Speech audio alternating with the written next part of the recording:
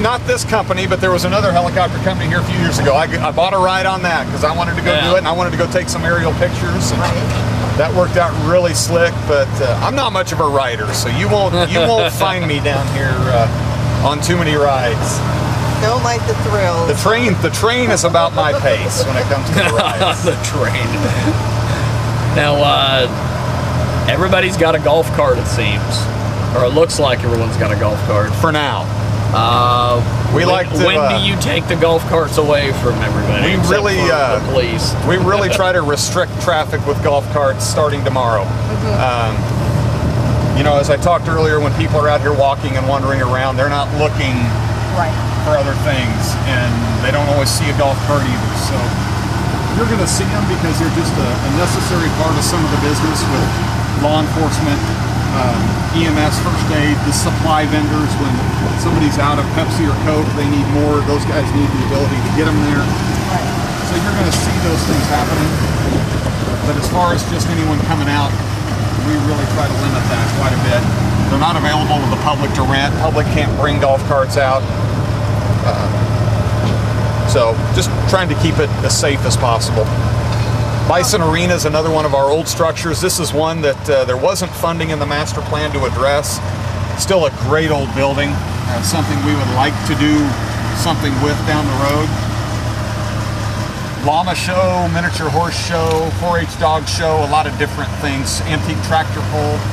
So quite a variety of events that take place in there. Now, is the Bison Arena available to be rented, much like the rest of the other buildings when the fair is not going on? Absolutely. Absolutely. It's not frequently rented because it's not climate controlled. Yeah. It doesn't have restrooms in it, so it's really limiting in some of its uses. Now, I noticed over by the Bison Arena, I noticed a little racetrack.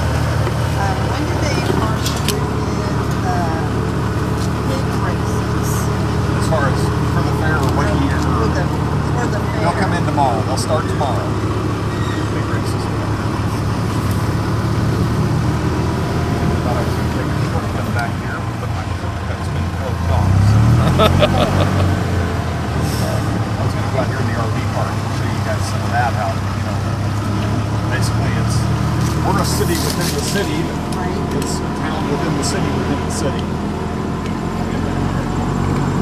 Now you guys have how much of this do you guys put to use on a regular basis? Throughout the year? Throughout the year and throughout the fair, and because it seems like there's a lot of open space, but I can guarantee you once the fair starts. Yeah, see, this right here is going to be filled with FFA, ag mechanics exhibits. Once the fair starts, it's going to have a totally different look to it. The vehicles and that will be gone, and you know, we try to fill as much real estate as we can, but at the same time, we like some green space too. Yeah. So people have places where they can sit and relax and rest. And it's about agriculture as well. That's right. It's not a... So, you know, we try to get park benches around in a lot of areas where people can just take a load off for a while.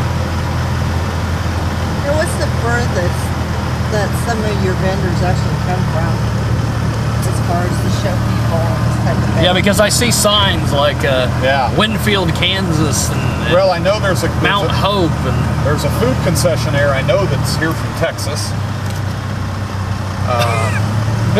You know, wow. There's some of the professionals that you may have to be careful with that picture only because they're inmates as far as publishing it. Okay. I know usually there's paperwork that has to be filled out, so I just thought of that one. They didn't have their red hats on. Now with the with a lot of these events where you have, you know, your corporate sponsors, your Fords, your Sprints, does the Kansas State Fair have to kind of kowtow to them? Do you guys have to approve certain things, or? Well, when we do you just say, hey, this is our fairgrounds, if you wanna come here, you're gonna deal? You know, like if you guys were to book a grandstand act that's you know, like if you were to ever book a Kiss or when you guys had Poison and things like that, do you ever have a corporate sponsor go, well, we're not coming if you... We've never had anything like that. You know, we have a lot of conversations with them leading up to finalizing an agreement. Yeah. And so they have a good understanding that there's a lot of components to the fair. They know the history of the fair. They can look and see at some of the entertainment we've had. Because I've noticed a lot of entertainment venues anymore are doing what you guys are doing, where you're saying, you know, we're going to get everything figured out before we do it, and you're all going to know everything ahead of time. Because there's been some entertainment venues in the past where they've had sponsors pull out because they booked a certain act. Right. And doing certain things there, and then they get to where they're kowtowing to sponsors, and it... Right. You know, with an event like the fair, when we look at the entertainment, we've got a pretty good understanding that it's family-oriented. Yeah. And so what you're going to see in the grandstand or around the grounds might be a little more conservative than a private venue. Yeah. That can do things. Even if we did something in the grandstand and we said, you know, for mature audiences only, it's an open-air facility, and sound travels. Yeah. So we're going to be real careful about that. Two Live Crew is never going to play the Kansas State Fair. Probably not. You know, that's not one we get a lot of feedback on. That's right. Saying they book them. You know, the RV park here, there's 211 sites. Yeah, this is an amazing deal out here. Yeah, it's been sold out. The only way to get a space in this is to book it for the entire run of the fair. And it's been sold out for weeks. And it's great for, you know, not only people that want to come and enjoy the fair, but some of these vendors that travel from long distances. This is their home away from home. This is their lodging.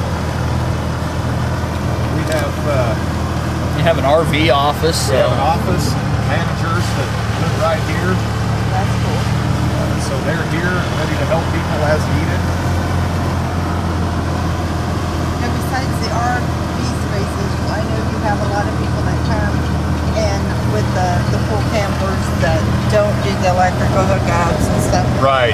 They'll be parked out here north. There's a few of them already that, you know, they do what we call dry camping or primitive camping, where they don't have utilities.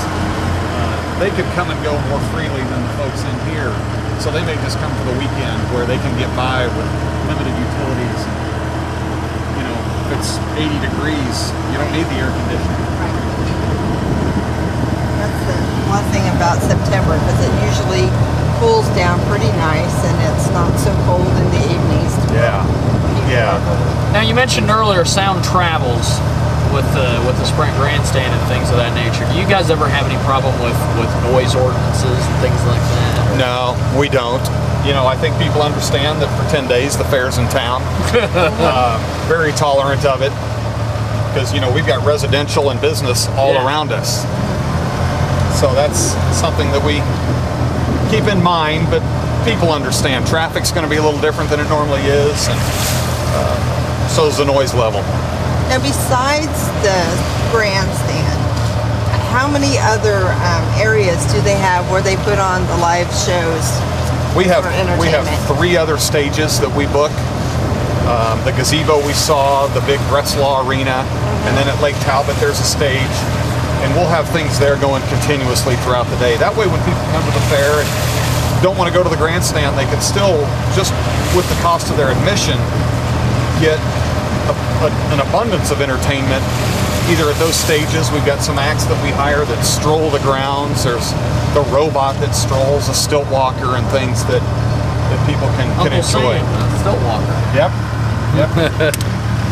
Now, are those all hand-picked those as people, well? those kind of acts, the ones on the stages, it's an application process.